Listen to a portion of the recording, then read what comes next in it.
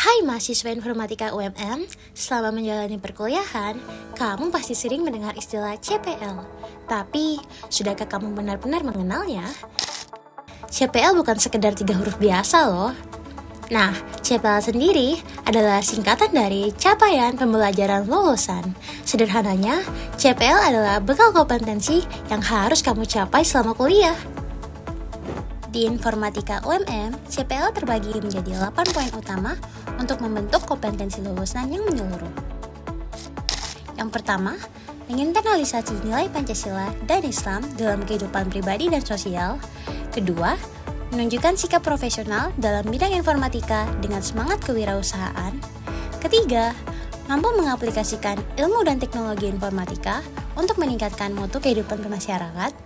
Keempat, mampu mengevaluasi, mendokumentasikan, dan mempublikasikan karya intelektual di bidang informatika. Kelima, ahli dalam analisis, perancangan, pengujian, dan pemeliharaan perangkat lunak. Keenam, mampu merancang dan mengembangkan game cerdas yang edukatif. Ketujuh, terampil dalam akuisisi, analisis, dan pengolahan data. Dan yang terakhir, mahir dalam sistem dan keamanan jaringan komputer. Setiap CPL ini diukur secara sistematis melalui pendekatan ABCD, yaitu audien atau mahasiswa, behavior, tindakan atau keterampilan yang diamati, competence, tingkat penguasaan yang dituju, dan degree, sejauh mana capaian itu dikuasai secara terukur. Pencapaian CPL inilah yang akan mengantarkanmu menjadi profil lulusan yang siap bersaing di masa depan. Yuk kenali 4 profil lulusan informatika UMM yang jadi bekal masa depanmu. Yang pertama, spesialis jaringan dengan kemampuan menganalisis masalah jaringan, memberi solusi teknis, dan mengevaluasi sistem jaringan. Kedua, pengembang game dengan kemampuan bekerja dalam tim, merancang dan mengembangkan video game, mulai dari karakter, level, animasi, hingga logika permainan. Ketiga, ilmuwan data dengan kemampuan menganalisis dan mengolah data menjadi informasi dan pengetahuan untuk pengambilan keputusan. Dan terakhir, rekayasa perangkat lunak dengan kemampuan melakukan analisis, perancangan, pengembangan, pengujian, hingga pemeliharaan perangkat lunak berkualitas. Terus, gimana cara mencapai CPL tersebut? Untuk memenuhi capaian pembelajaran lulusan, sebagai mahasiswa informatika UMM, yang perlu kamu lakukan adalah memprogram mata kuliah sesuai dengan peta jalan CPL, menyelesaikan asesmen tiap topik, memastikan nilai minimal tercapai, mendapatkan skor CPL dari nilai kumulatif CPMK, dan menerima laporan CPL tiap akhir semester. Kalau kamu masih bingung terkait CPL, tenang saja, kamu akan terus dibimbing untuk memahami CPL. Informasi ini akan kamu temui di berbagai tahap penting, mulai dari momen pengenalan studi di awal perkuliahan, sesi perwalian saat menyusun mata kuliah, penjelasan dalam kontrak belajar atau RPS, hingga rincian penilaian yang bisa kamu pantau langsung di info-info KHS setiap akhir semester. Lalu, bagaimana sebuah CPL dirancang? Tentu tidak dibuat sembarangan. Ada proses perancangan di balik layar yang dilakukan oleh para dosen untuk memastikannya tetap relevan. Tahapannya adalah sebagai berikut. Yang pertama, analisis tracker study. Pada bagian ini, dosen melakukan kajian terhadap lulusan untuk memahami kebutuhan industri dan dunia kerja terkini.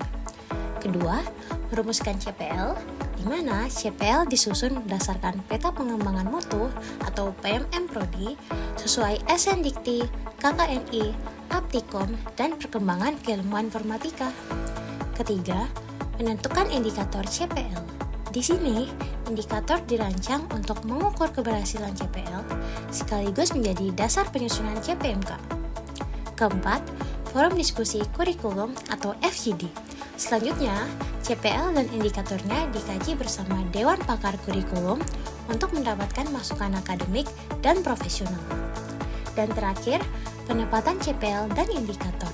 Semua rumusan disahkan melalui rapat pleno prodi sebagai pedoman resmi implementasi kurikulum.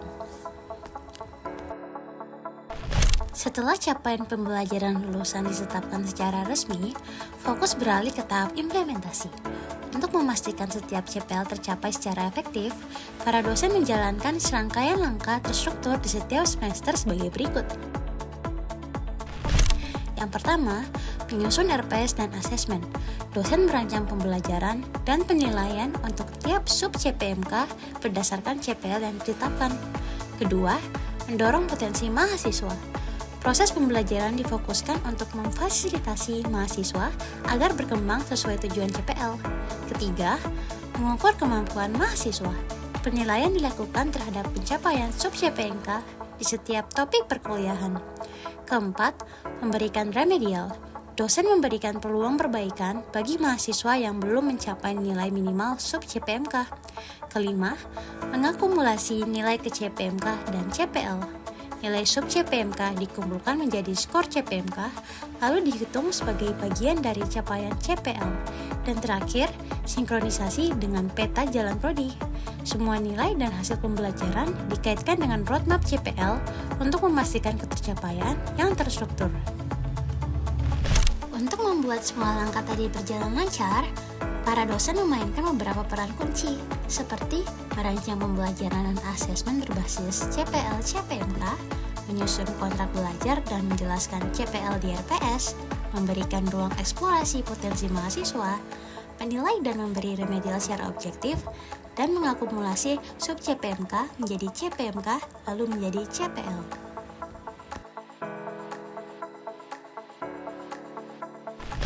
Lalu, kenapa CPL ini penting banget? Karena CPL lah yang menjadi penanda kualitas kamu sebagai lulusan informatika UMM. Semakin kamu memahami dan mencapainya, semakin siap kamu menghadapi dunia kerja. Dengan target ini, mari bersama wujudkan lulusan unggul dengan CPL yang tuntas dan terukur. Setiap nilai yang kamu dapat bukan sekedar angka saja, itu cerminan pencapaian kamu. Bangun strategi belajar yang efektif, susun strategi belajarmu agar sub CPMK dan CPL tercapai maksimal. Mari bersama mewujudkan lulusan informatika UMM yang unggul, tuntas, dan terukur.